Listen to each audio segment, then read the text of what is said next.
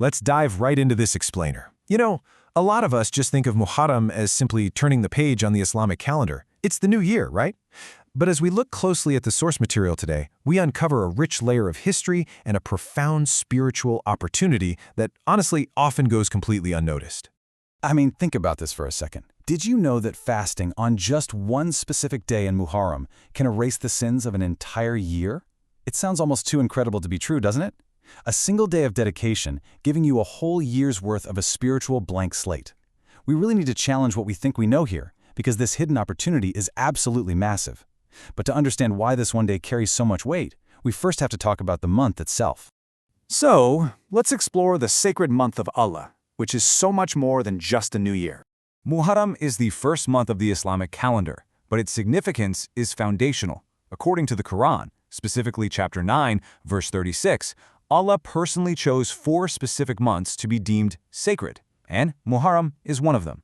Now, what does sacred actually mean here? Well, it's a period of heightened spiritual stakes. It's like a multiplier. During this time, the gravity of our actions is magnified. Sins become much more serious, sure, but on the flip side, good deeds become incredibly rewarding. It's a time specifically designed for profound mindfulness. And what's really fascinating is the unique honor bestowed upon this time of year. The Prophet Muhammad actually called it the month of Allah, Muharram. That's recorded in Sahih Muslim 1163. Just think about that phrasing. Very few things in the Islamic tradition are directly attributed to Allah in this possessive, specific way. This completely elevates Muharram beyond a standard measure of time. It marks it as a deeply revered, divinely honored period. Now, within this month, we have the day of Ashura, the 10th of Muharram. Which brings us to a major historical anchor, the rescue of Prophet Musa. So to understand why the 10th of Muharram is such a big deal, our sources take us back to a monumental historical event.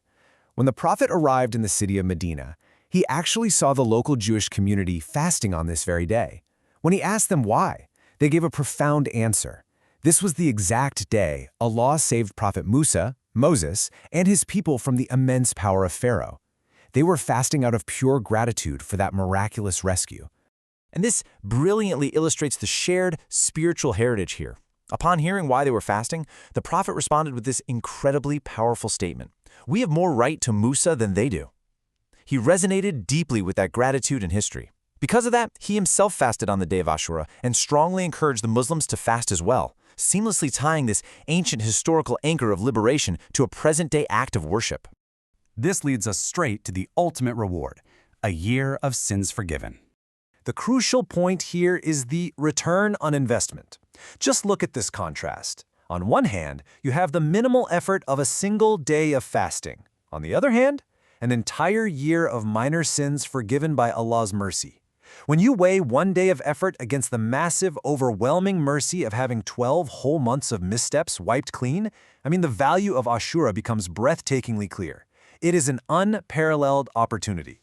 And this isn't just a hopeful idea, it's a direct promise. The Prophet gave this amazing news recorded in the authentic compilation Sahih Muslim 1162, stating explicitly, fasting the day of Ashura expiates the sins of the previous year. That establishes absolute trust in this promise. It means that by participating in this fast, you can essentially reset your spiritual ledger for the past year. So how do we actually observe it? Let's look at the practical steps for the 9th and 10th. Now that we know the why, how do we maximize the blessings of Muharram? Well, before his passing, the Prophet added a really important detail.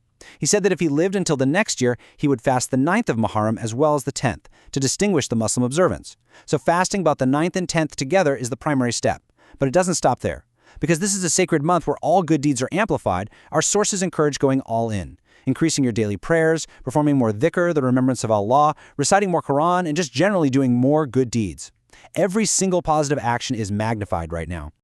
This is truly a new beginning. It's about starting the year with Allah. Ultimately, Muharram isn't just about celebrating a new calendar year.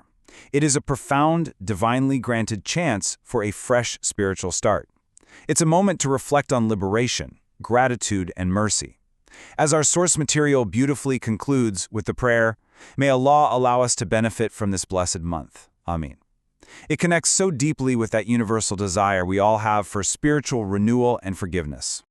Which brings us to our final thought today. You've seen the history, you understand the gravity of this sacred month, and you know the unimaginable reward of fasting on Ashura. So I leave you with this. How are you going to seize your new beginning this Muharram? Don't let this immense opportunity slip by unnoticed. Use this knowledge, take action, and make this month truly count.